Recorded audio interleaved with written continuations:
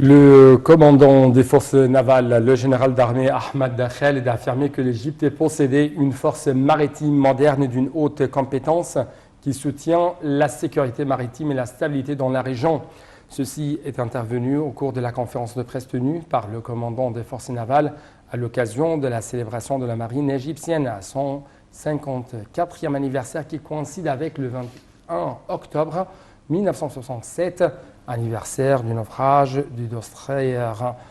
israélien Eilat, la plus grande unité navale de l'ennemi à cette époque, qui est l'une des plus grandes victoires réalisées par la marine égyptienne.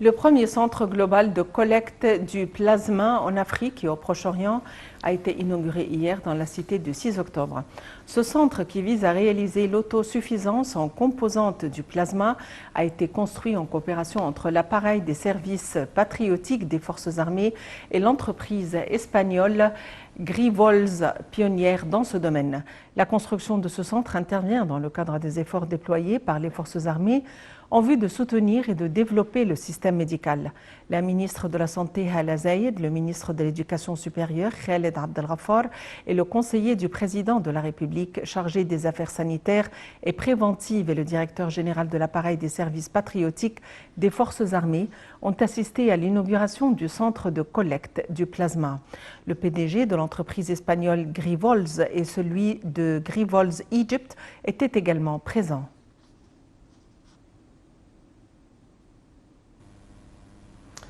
D'autre part, le ministère de la Santé a annoncé hier que 870 personnes rétablies du coronavirus avaient quitté les hôpitaux de confinement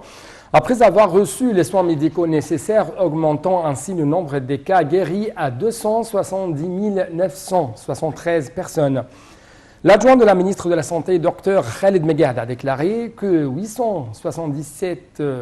nouveaux cas de coronavirus avaient été détectés, ce qui porte le nombre total des personnes contaminées jusqu'à présent à 321 084 personnes.